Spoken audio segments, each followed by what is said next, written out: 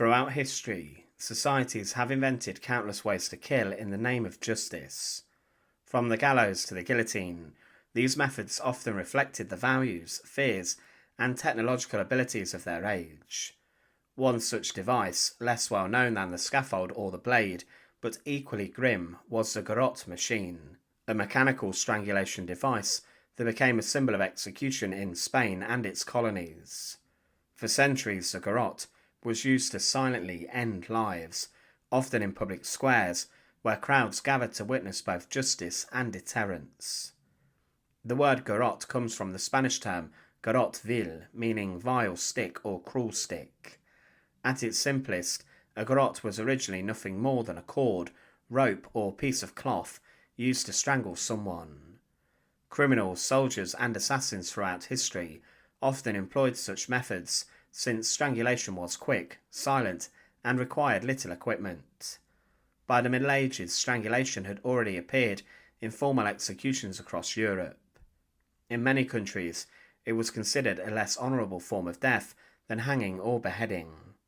Nobles might be executed with a sword, while common criminals were strangled or hanged.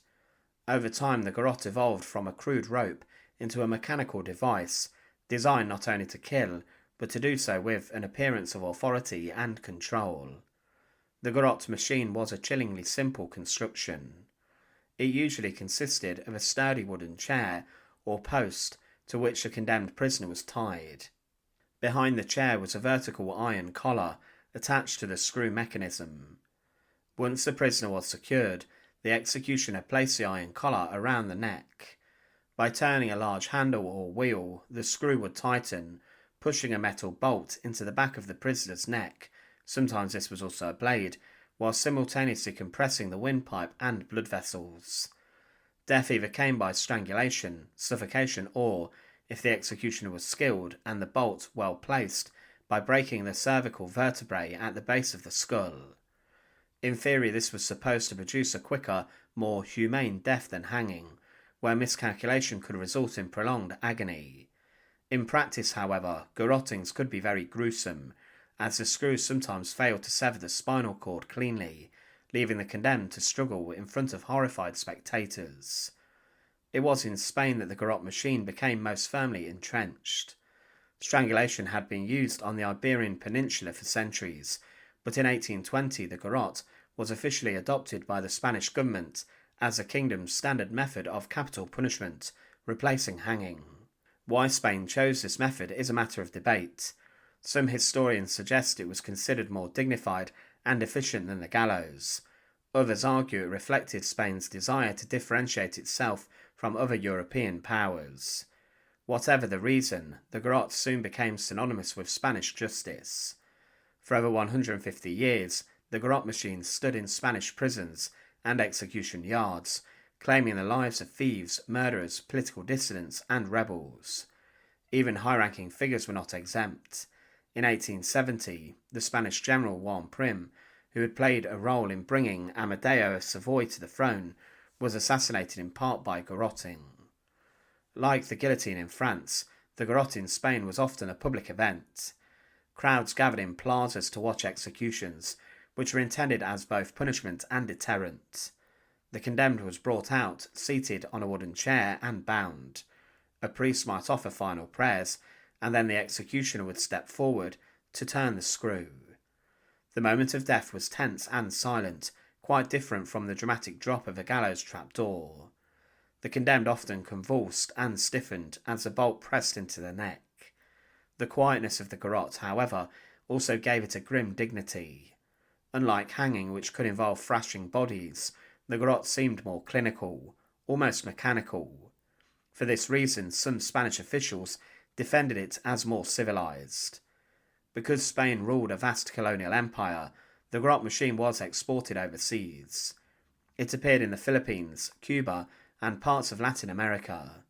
In the Philippines, the garrote became infamous after the execution of the priest José Burgos in 1872, one of the Gumburza martyrs whose death helped inspire the Philippines' nationalist movement. In Cuba, political prisoners were sometimes executed by garrote during the Wars of Independence. The image of the wooden chair and iron collar became a powerful symbol of colonial repression. In these lands, the garrote was not just a method of execution, it was a political tool used to intimidate populations and crush dissent.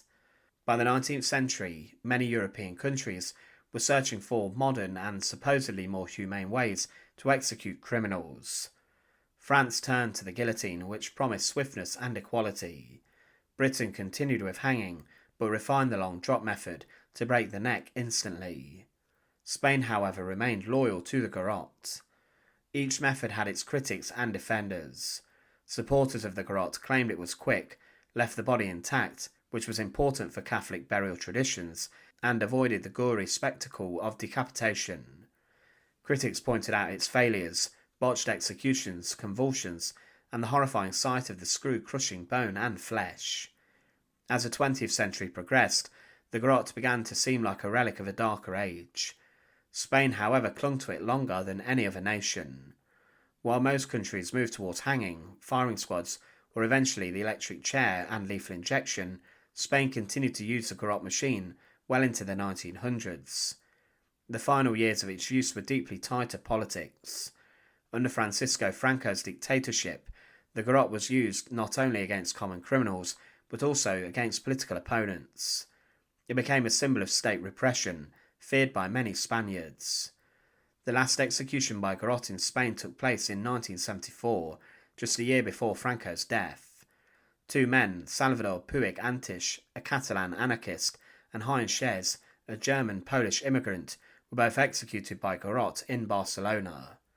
The event shocked much of the world, sparking protests across Europe.